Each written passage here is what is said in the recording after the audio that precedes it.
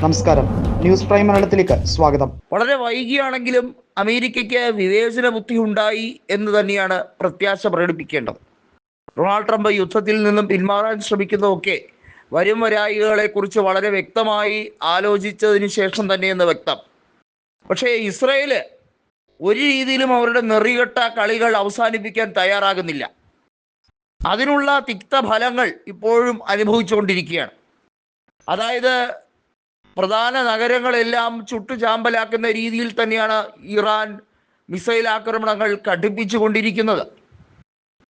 കൃത്യമായി പറഞ്ഞാൽ ഇസ്രയേലിൻ്റെ വ്യോമപാതകളെ എല്ലാ രീതിയിലും ഡിഫെൻഡ് ചെയ്തുകൊണ്ടിരിക്കുന്നത് ഇസ്രയേലിൻ്റെ കമ്മ്യൂണിക്കേഷൻ സിസ്റ്റം ആണെങ്കിൽ അതിനെയെല്ലാം കൃത്യമായി ഹാക്ക് ചെയ്തുകൊണ്ട് ആ പ്രോസസ്സിനെ തന്നെ ഡിസ്മാൻഡിൽ ചെയ്യുന്ന രീതിയിലേക്കാണ് ഇറാൻ ഏജന്റുമാർ പ്രവർത്തിക്കുന്നത്. നമ്മൾ മനസ്സിലാക്കേണ്ടത് ഇസ്ലാമിക് റവല്യൂഷണറി ഗാർഡ് ഫോഴ്സ്, മൊസാദിൻ്റെ രഹസ്യ കേന്ദ്രങ്ങൾ, പ്രത്യേകിച്ചും മിഡിൽ ഈസ്റ്റിൽ മൊസാദിൻ്റെ സ്പൈ വർക്കുകൾ പരിപൂർണമായി കണ്ടുപിടിച്ചു എന്ന രീതിയിൽ തന്നെയാണ് പറയുന്നത്. എന്നാൽ ഇസ്രയേൽ അവകാശവാദം പറയുന്നത് ഇറാനിലെ പരമോന്നതകാരിയായി ഇപ്പോൾ സ്ഥാനമേറ്റിരിക്കുന്ന മൊജ്താബ ഖമേനി അടക്കം ഒരാഴ്ചയ്ക്കുള്ളിൽ അടിയറവ് പറയിക്കും, വകവരുത്തും എന്നൊക്കെ പറഞ്ഞ് വലിയ തോതിൽ ഗീർവാണമടിക്കുകയാണ്. ആയത്തുള്ള അലി ഖമനേയിയെ വധിച്ചതിന് ഇറാൻ കൊടുത്ത മറുപടി ശക്തമായിരുന്നു. അതിലേറെ പ്രതികാര ബുദ്ധിയോടുകൂടി ഇറാൻ നീക്കുപോക്കുകൾ നടത്തുകയാണ്. കടലിടുക്കിൽ ചരക്ക് ഗതാഗതം സ്തംഭിപ്പിക്കാൻ ഇറാനെ കൊണ്ട് കഴിഞ്ഞു. ഇറാൻ വിചാരിച്ചപ്പോൾ ഗൾഫ് രാജ്യങ്ങളിൽ ക്രൂഡ് ഓയിലിൻ്റെ വില കുതിപ്പിക്കാൻ കഴിഞ്ഞു. ഇറാന് ഗൾഫ് രാജ്യങ്ങളെ അമേരിക്കയ്ക്കെതിരെ തിരിക്കാൻ കഴിഞ്ഞു.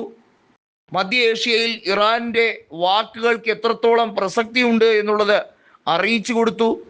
ബ്രിക്സ് രാജ്യങ്ങൾ സമാന്തരമായ കറൻസി ഇറക്കുകയാണെങ്കിൽ അത് ഗൾഫ് രാജ്യങ്ങൾ കൂടുതൽ പ്രൊമോട്ട് ചെയ്യുമെന്ന് പറയുന്നു. ചുരുക്കി പറഞ്ഞാൽ ഇറാൻ കൃത്യമായി ചെയ്തുകൊണ്ടിരിക്കുന്ന പ്രവർത്തനങ്ങളെല്ലാം റഷ്യയും മറ്റ് രാജ്യങ്ങളുമെല്ലാം US-നെതിരെയുള്ള ആയുധമാക്കി വിജയിപ്പിക്കാൻ ഒരു പരിധിവരെ അവർക്ക് കഴിയുന്നു എന്നുള്ളതാണ് ഏറ്റവും വലിയ പ്രത്യേകത.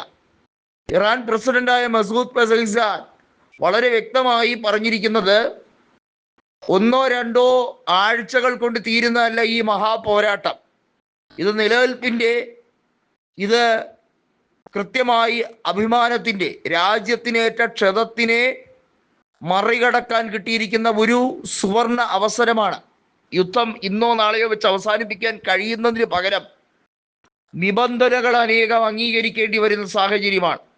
ഇസ്രായേൽ എന്ന തെമ്മാടി രാജ്യം അത് അംഗീകരിക്കാൻ തയ്യാറല്ലിടത്തോളം കാലം ഇസ്രായേലിനെതിരെയുള്ള ആക്രമണം നടത്തുക തന്നെ ചെയ്യും.